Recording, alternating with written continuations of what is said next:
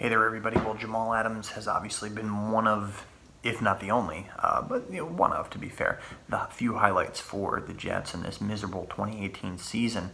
And he vowed after last season, his rookie year in 2017, that he would not miss another Pro Bowl as he did last year. And he made good on that promise, at least for 2018. He made the Pro Bowl.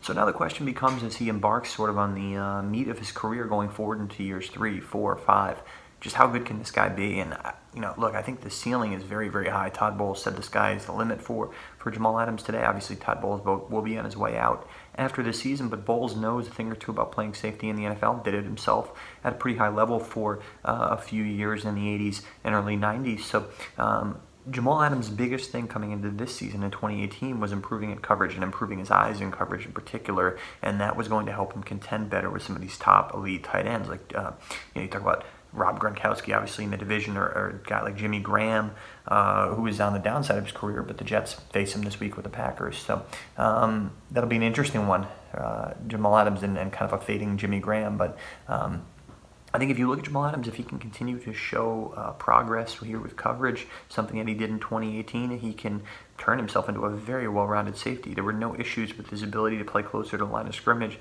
as a strong safety type in terms of a run stopper and a guy who could be a thumper as a safety. That was not a question for him coming out of college, but this season he did a nice job of addressing some of those concerns about his coverage, that there were questions and concerns coming out of college. There were questions and concerns after last season regarding that, and he answered them in a big way this year. He's been a very well-rounded player and a very vocal and effective leader for this team, and so if the Jets can get some pieces around him on defense, if they can round out their secondary with maybe another cornerback, if Morris Claiborne departs in free agency, if they can get Tremaine Johnson to play at a higher level than he did this year, if the Jets can get a better edge rusher, any edge rusher who could get to the quarterback at a consistent level and they could produce some sacks, which the Jets have not been able to do, obviously, then maybe Jamal Adams can be a foundational piece for this Jets team going forward. If they can't do that, then he will continue to just be a bright spot for a bad team, which is obviously not what he wants. But year 2 here, a good start for him as he gets ready to go